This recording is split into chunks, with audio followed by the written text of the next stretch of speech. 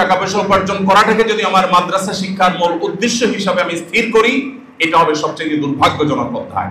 যুগের ভাষা যদি আমরা না জানি, তাহলে সেক্ষেত্রে আমাদের দ্বারা উম্মার কাঙ্ক্ষিত উপকার এটি আসবে না। ইংরেজি না জেনে এই পৃথিবীকে সে জানার চেষ্টা করে, সেটা হবে ব্যর্থ চেষ্টা। এদেশে মানুষের সকল বিপদে, এ বিশ্বের মানুষের সকল সংকটে ওলামায়ে কেরামকে এগিয়ে আসতে হবে, নেতৃত্ব দিতে হবে। আজ পরিবেশ বিপর্যস্ত হচ্ছে, আমাদের মুখে কেন কথা নেই? কেন আমরা আজ মানুষের অধিকার নিয়ে সোচ্চার নই? কেন আজ আমরা দারিদ্র্য বিমোচনের জন্য সোচ্চার নই? কোন প্রাকৃতিক দুর্যোগে কেন সবার আগে আমরা ছুটে যাই না?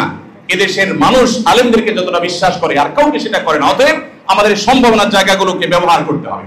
মানব সেবা করার জন্য শুধু মানসিকতার প্রয়োজন, মানব সেবার জন্য অর্থের প্রয়োজন তত নাই। আমরা শুধুমাত্র ফতোয়া দিচ্ছি, তারা হয়ে গেছে। কয়েকজন মসজিদের ইমাম বলতে পারবেন, আপনাদের কারো স্বামী স্ত্রীর মধ্যে, বউ শাশুড়ির মধ্যে মনোমালিন্য তৈরি হলে, ভাই বোনের মধ্যে ঝামেলা তৈরি হলে আমাকে ডাকবেন, আমি আপনাদের মীমাংসার জন্য উদ্যোগ নেব। জাগতিক বিষয়ে আমাদেরকে সম্যক ধারণা নিতে হবে। আজকের পৃথিবীতে কি চলছে, মানুষ কি ভাবছে, কোন আদর্শ, কোন নীতি চলছে, সেগুলো আমাদেরকে রপ্ত করতে হবে। মানুষের পিছনে না পড়ে আমি নিজেকে ডেভেলপ করার জন্য যদি কাজ করে যাই, ইনশাআল্লাহ আমরা ইনশাআল্লাহ যুগের চ্যালেঞ্জকে মোকাবেলার জন্য উপযুক্ত হয়ে উঠতে পারব। কক্সবাজারের জামিয়াতুল ইমাম মুসলিম রাহিমাহুল্লাহ এই প্রতিষ্ঠানে আরবি ভাষা এবং ইসলামী সংস্কৃতি বিষয়ক এই গুরুত্বপূর্ণ প্রোগ্রামে যে সমস্ত মান্যবর মেহমানবৃন্দ উপস্থিত আছেন, মাননীয় ধর্ম উপদেষ্টা মহোদয় সহ মদিনা ইসলাম বিশ্ববিদ্যালয়ের সম্মানিত শিক্ষক এবং অন্যান্য অতিথিবৃন্দ যারা উপস্থিত হয়েছেন, তাদের সাথে আজকের এই প্রোগ্রামে উপস্থিত হওয়াটা এটা আমার জন্য অনেক বড় সৌভাগ্যের বিষয়। যে কক্সবাজারের মাটি থেকে উস্তাদ সালাহুল ইসলাম তিনি দীর্ঘদিন যাবৎ এদেশের মানুষের কল্যাণে বিভিন্ন ধরনের সেবামূলক কাজ, শিক্ষামূলক উদ্যোগ, নানাবিধ আয়োজন তিনি সম্পন্ন করে এই দেশকে তিনি এগিয়ে যাওয়ার পথে তিনি নেতৃত্ব দিচ্ছেন এবং তার কাজ নির্লসভাবে তিনি করে যাচ্ছেন। এরকম একজন কর্মবীর যিনি এখানে কাজ করছেন, আমি দোয়া করি রব্বে কারীমের কাছে আল্লাহ তাআলা তার কাজগুলোকে বারাকা দিয়ে পরিপূর্ণ করে দিন। সম্মানিত উপস্থিতি, বাংলাদেশের বিভিন্ন প্রান্তরে এদেশের ওলামায়ে কেরাম, আরব বিশ্বের বিভিন্ন ধনকুবের, বিভিন্ন ব্যবসায়ী, বিভিন্ন দাতা এবং বিভিন্ন পর্যায়ের ওলামায়ে কেরামের সাথে সুসম্পর্ক করে বাংলাদেশের বিভিন্ন জায়গায় শত শত মসজিদ, মাদ্রাসা, ইয়াতিমখানা, টিউবওয়েল, এরকম নানাবিধ সামাজিক সেবামূলক কার্যক্রম পরিচালনা করছেন। আমার মনে হয় এ পর্যন্ত আরব বিশ্ব থেকে যে পরিমাণ ডোনেশন সংগ্রহ করে এদেশের বিভিন্ন পর্যায়ের সেবামূলক এবং দ্বীনি কাজ পরিচালনা করছেন ওলামায়ে কেরাম, স্পন্সরশিপের মাধ্যমে শত শত হাজারো ইয়েতিম, অসহায়, অনাথ, বিধবা তাদেরকে তাদের সম্বল এবং স্বাবলম্বিতার পথে যে এগিয়ে নিচ্ছেন ওলামায়ে কেরাম, এটা নিয়ে পৃথক গবেষণা হওয়া উচিত। কি পরিমাণ অর্থ মধ্যপ্রাচ্য থেকে এবং পৃথিবীর আরো বিভিন্ন দেশ থেকে এই দেশে ওলামায়ে কেরাম এনেছেন এই দেশকে সমৃদ্ধ করবার জন্য, এটা নিয়ে যদি স্বতন্ত্র কোনো গবেষণা হয়, আমার বিশ্বাস আমরা ওলামায়ে কেরামের সেই কর্মযজ্ঞ নিয়ে গর্ব করতে বাধ্য হব।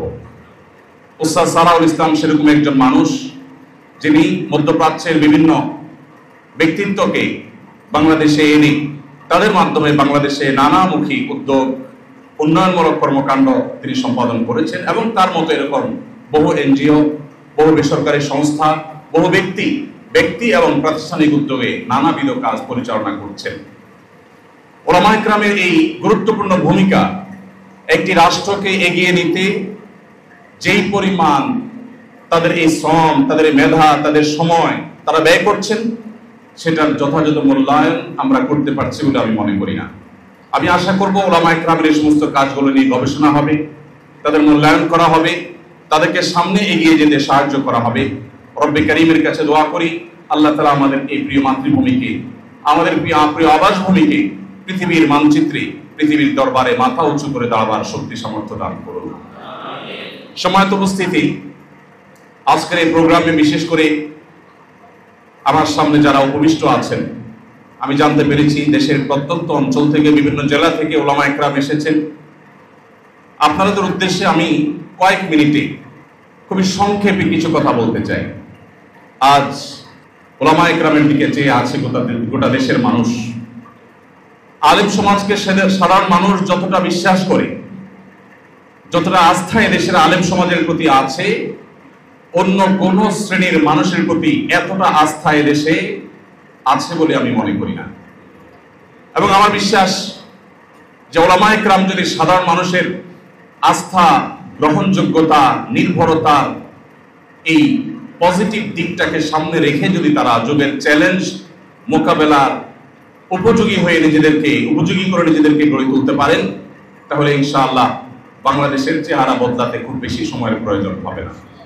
সময়ত উপস্থিতি, বিশেষ করে তরুণ আলেম যারা আছেন আমাদের সামনে, আমরা সে সমস্ত তরুণ আলেমদেরকে যারা খুব শীঘ্রই তারা মাদ্রাসার পড়াশোনা শেষ করবেন, তাদের উদ্দেশ্যে বলতে চাই, যুগের চ্যালেঞ্জ মোকাবেলায় উপযোগী এবং এই সমাজের জন্য সত্যিকারের নাফে এবং মুফিদ তথা উপকারী আলেম হিসাবে নিজেকে গড়ে তুলতে হলে কয়েকটি বিষয় আমাদের খেয়াল করা দরকার। সর্বপ্রথম যে বিষয়টি বলতে চাই সেটি হলো আমাদের নিয়তগুলো বিশুদ্ধ করা দরকার। আমরা কেন আলেম হতে এসেছি? যারা মাদ্রাসায় ভর্তি হয়েছেন অনেকেই আছেন নিজের ইচ্ছায় মাদ্রাসায় আসেন, বাবা মায়ের ইচ্ছায় অনেক মাদ্রাসার ছাত্ররা মাদ্রাসায় এসেছেন। আপনার বাবা চেয়েছেন আপনাকে হাফেজ বানাবেন, মা মানত করেছেন আলেম বানাবেন, মায়ের মানত পুরা, বাবার স্বপ্ন পূরণ করা, এগুলোর জন্য অনেকে মাদ্রাসায় এসেছেন। মাদ্রাসায় এসে তিনি কি করতে চান সে উদ্দেশ্যটা আমাদের অনেকের কাছে পরিষ্কার না। অনেকেই যখন আলেম হওয়ার কাছাকাছি পর্যায়ে পৌঁছে যান, মাদ্রাসা শিক্ষা সমাপনের দিকে এগিয়ে যান, তখন অনেক মাদ্রাসার ছাত্ররা তাদের হীন স্বার্থগুলো বড় হয়ে আসে তাদের সামনে। তারা মনে করে যে এই সমাজে আমার রুটি রুজির ব্যবস্থা করার একটা মাধ্যম হয়তোবা আমার এই আলেম হওয়া।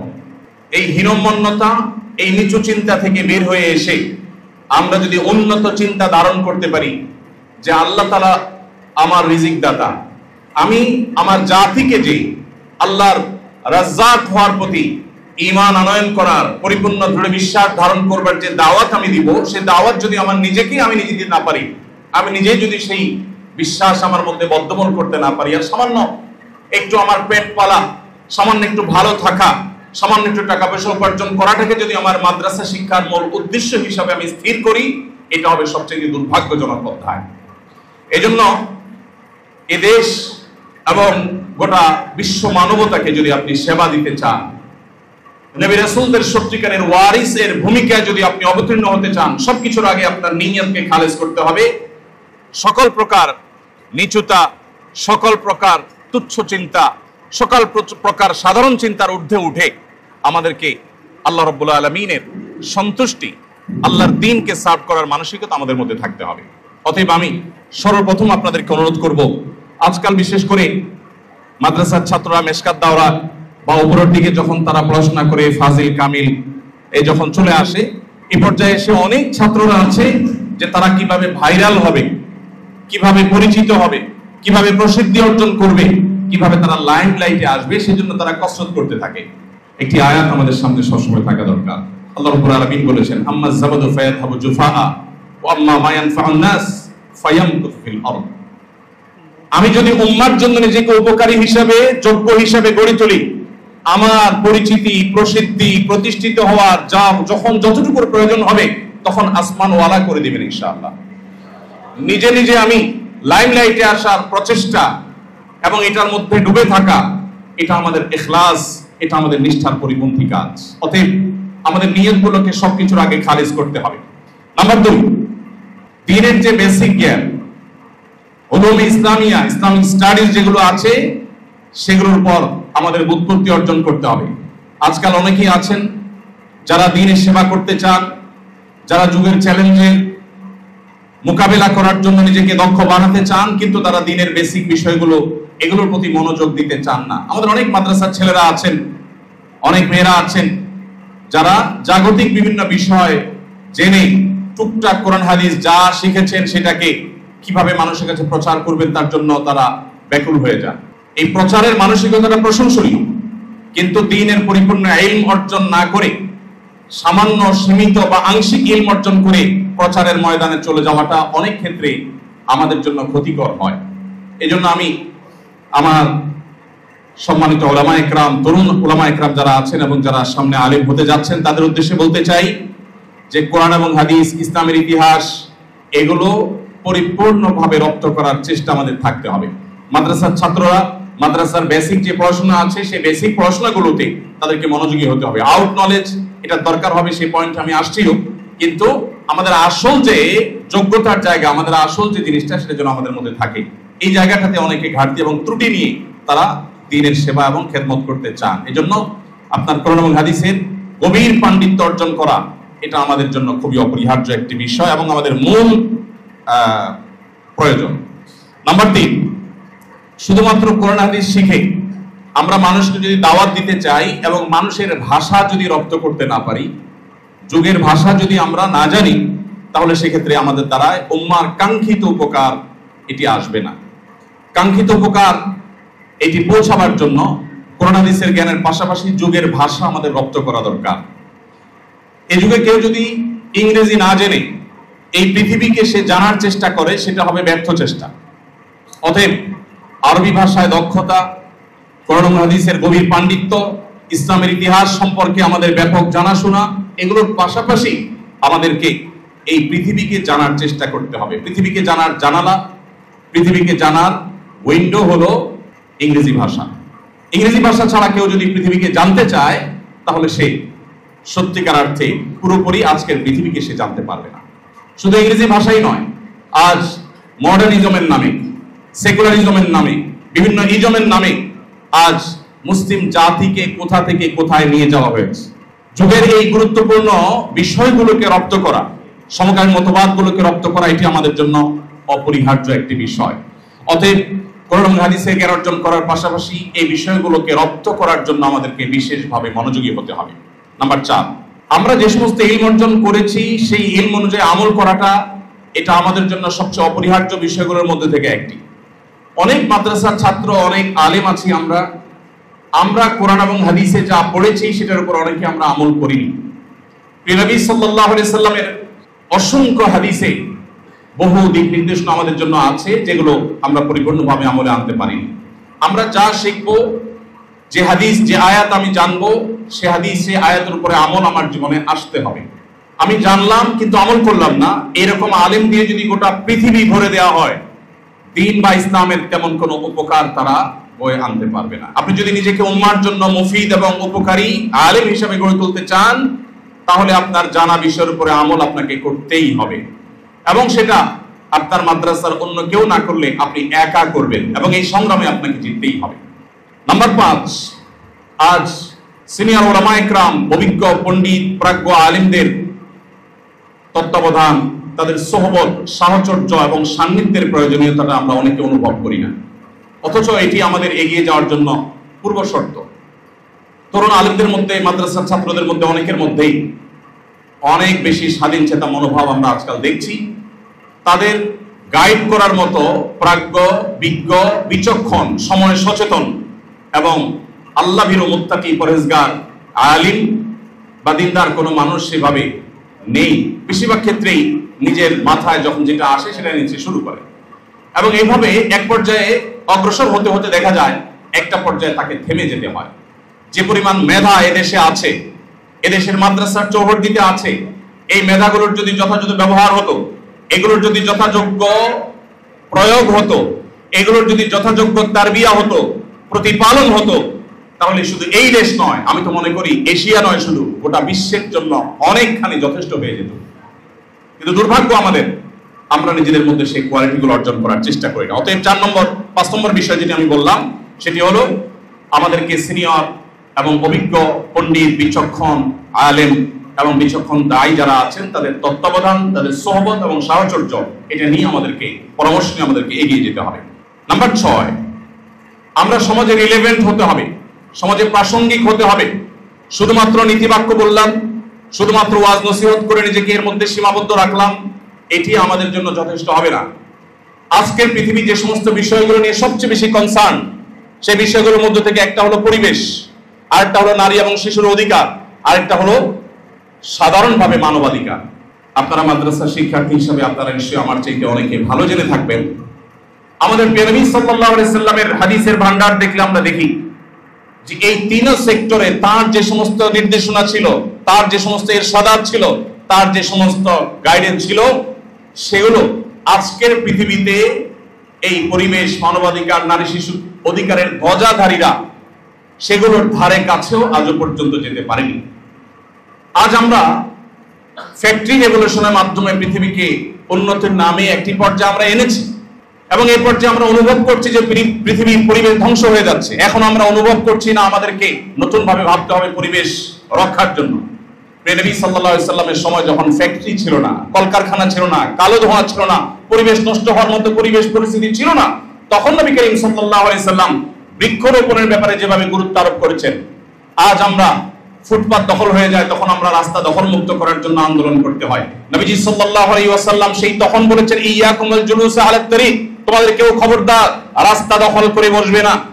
কিয়ামত পর্যন্ত মানুষ যত সমস্যায় পড়বে, যত সমস্যার সংকটের মোকাবেলার পথ অনুসন্ধান করবে, সে বিষয়ে আগাম দিক নির্দেশনা নবী সাল্লাল্লাহু আলাইহি সাল্লাম দিয়ে গেছেন। অতএব সেই নবী সাল্লাল্লাহু আলাইহি সাল্লামের আদর্শের প্রকৃত অনুসারী হতে হলে শুধুমাত্র ওয়াজ ও নসিহতের মধ্যে নিজেদেরকে সীমিত না রেখে আমাদেরকে উম্মার জন্য উপকারী শত সহস্র প্রজেক্ট হাতে নিতে হবে। এদেশে মানুষের সকল বিপদে, এ বিশ্বের মানুষের সকল সংকটে ওলামায়ে কেরামকে এগিয়ে আসতে হবে, নেতৃত্ব দিতে হবে। আজ পরিবেশ বিপর্যস্ত হচ্ছে, আমাদের মুখে কেন কথা নেই? কেন আমরা আজ মানুষের অধিকার নিয়ে সোচ্চার নই?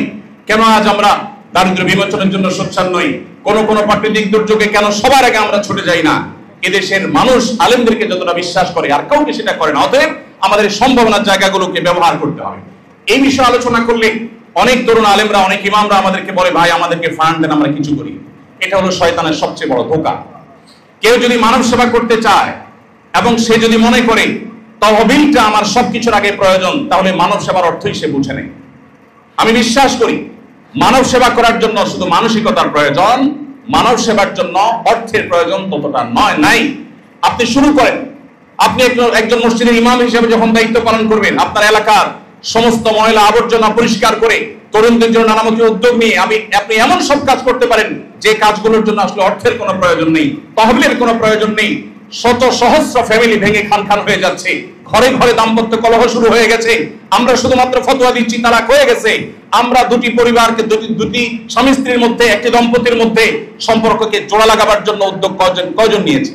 কয়জন মসজিদের ইমাম বলতে পারবেন যে আমি আমার মসজিদ মহল্লার সমস্ত মানুষদেরকে বলে রেখেছি, আপনাদের কারো স্বামী স্ত্রীর মধ্যে, বউ শাশুড়ির মধ্যে মনোমালিন্য তৈরি হলে, ভাই বোনের মধ্যে ঝামেলা তৈরি হলে আমাকে ডাকবেন, শতভাগ গোপনীয়তা রক্ষা করে আমানতদারিতার সাথে আমি আপনাদের মীমাংসার জন্য উদ্যোগ নেব, তার জন্য প্রয়োজনীয় প্রশিক্ষণ গ্রহণ করব। কয়জন আলেম আছে ভাইরা আমার? ওলামায়ে কেরাম যদি উদ্যোগ নেন, তাহলে আজ আমাদের ধ্বংস হতে যাওয়া পরিবার ব্যবস্থাপনা, এটাকে আবারও আমরা পুনরুদ্ধার করতে পারবো। অতএব মানব সেবার মানে শুধুমাত্র তহবিল ভিত্তিক, ফান্ড ভিত্তিক বিভিন্ন কার্যক্রম পরিচালনা করা নয়। এরপরে আমি যে বিষয়টি বলতে চাই 7 নম্বরে, সেটি হলো মতবিরোধ। এটা আমাদের স্বভাবজাত একটি বিষয়। ওয়াকাদাল ইনসানু আকসারা শাইইন জাদালা, যত জন তত মত হবে, এটি খুবই স্বাভাবিক একটি ব্যাপার। কিন্তু আজ মতবিরোধপূর্ণ বিষয়গুলোকে আমরা অনেকে বড় করে দেখি। আমি আশা করব সেগুলোকে খুব ছোট করে দেখে আমরা মতবিরোধকে মিনিমাইজ করা, সেগুলোকে কমিয়ে আনার চেষ্টা করব।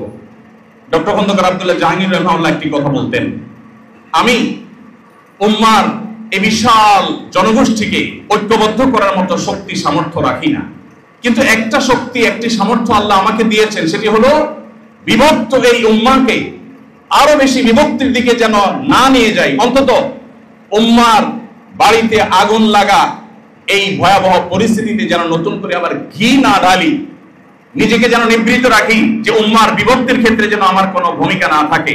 এই চেষ্টাটুকু অন্তত আমরা করতে পারি। আমরা পজিটিভ ওয়েতে অনেক কাজ করতে পারি। কে কি করছে তার জন্য আল্লাহর কাছে জবাবদিহিতা আমার নাই, আমি কি করছি সেটার জন্য জবাবদিহিতা আছে। অতএব মানুষের পিছনে না পড়ে আমি নিজেকে ডেভেলপ করার জন্য যদি কাজ করে যাই, ইনশাআল্লাহ আমরা ইনশাআল্লাহ যুগের চ্যালেঞ্জকে মোকাবেলার জন্য উপযুক্ত হয়ে উঠতে পারবো। সর্বশেষ 8 নম্বর যে পয়েন্টটি বলতে চাই তা হলো আমাদের মধ্যে তাআল্লুক মা আল্লাহর আজ বড় অভাব। আল্লাহর সাথে আমাদের সম্পর্ক অনেক কমে গেছে। আমাদের আমল আমাদের ইখলাস, আমাদের তাহাজ্জুদ, আমাদের রোনাজারি, আমাদের নওয়াফিল, আমাদের গুনাহ থেকে বাঁচার প্রবণতা, আমরা এদেশের মানুষের হৃদয়কে জয় করবার জন্য যে যোগ্যতাগুলো, যে সিফাতগুলো, যে কোয়ালিটিগুলো, যে গুণগুলো আমাদের অর্জন করার দরকার ছিল, সেগুলো আমরা আজ অর্জন করতে পারছি না। যখন এ বিশ্ব মুসলমানরা শাসন করেছে, তখন মুসলমানদের ওলামায়ে কেরামের যে গুণ ছিল, আজ সেগুলো থেকে শত সহস্র মাইল যুদ্ধ দূরে আমরা চলে গেছি। আমাদের সেগুলোকে আবার উদ্ধার করতে হবে, আল্লাহমুখী হতে হবে। আমাদের আসল শক্তির জায়গায় হলো আল্লাহ। আল্লাহ যখন আমাদেরকে তৌফিক দিবেন তখনই আমরা কাজ করতে পারবো। এই জন্য আল্লাহর সাথে সম্পর্ককে সুনিবিড় করার প্রচেষ্টা আমাদের মধ্যে অব্যাহত থাকতে হবে। আমি 8টি পয়েন্টকে আবার বলে দিচ্ছি। 1, আমাদের নিয়তগুলো বিশুদ্ধ হতে হবে। কেন আমি কাজ করব, আমার উদ্দেশ্য আসলে কি? আল্লাহর সন্তুষ্টি ছাড়া বৈষয়িক কোনো বিষয় যেন আমার মাথায় না আসে। নাম্বার 2, আমাদেরকে ইসলামের বেসিক বিষয়ের যে জ্ঞান, ইসলামের ইতিহাস, কোরআন এবং হাদিস সম্পর্কে গভীর পাণ্ডিত্য অর্জন করতে হবে। ভাষা জ্ঞান নিয়ে দাওয়াতের ফিল্ডে যদি আমরা নামি, ইসলামের লাভের চেয়ে ক্ষতি বেশি হতে পারে। নাম্বার 3, জাগতিক বিষয়ে আমাদেরকে সম্যক ধারণা নিতে হবে। আজকের পৃথিবীতে কি চলছে, মানুষ কি ভাবছে, কোন আদর্শ, কোন নীতি চলছে, সেগুলো আমাদেরকে রপ্ত করতে হবে। নাম্বার 4, আমাদেরকে জানা বিষয়ের উপর আমল করতে হবে।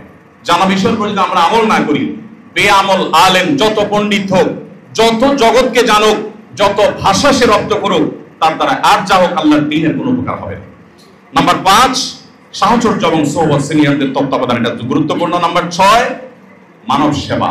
মানব সেবা মানে শুধুমাত্র আর্থিক সেবা নয়, বহুবিধ সেবা। নাম্বার 7, মতপার্থক্য এবং মতবিরোধের জায়গাগুলোকে বাড়ানোর চেষ্টা করে না করে কমানোর চেষ্টা করা, ভূমিকা রাখা। নাম্বার 8, আল্লাহর সাথে গভীর সম্পর্ক রাখা। আল্লাহ রাব্বুল আলামিন এই গুণগুলো আমাকে, আপনাকে, আমাদের সবাইকে অর্জন করার তৌফিক দান করুন। জামিয়াতুল ইমাম মুসলিম রাহিমাহুল্লাহকে এই উম্মার সংকট থেকে উত্তরণের সূতিকাগার হিসাবে আল্লাহ তাআলা কবুল এবং মঞ্জুর করুন। আল্লাহ রাব্বুল আলামিন আমাদেরকে জানা কথাগুলো, শোনা কথাগুলো অনুযায়ী আমল করার তৌফিক দান করুন। ধন্যবাদ সবাইকে। জাযাকুমুল্লাহু খায়রান। আস-সুন্নাহ ফাউন্ডেশন, উম্মার স্বার্থে সুন্নাহর সাথে।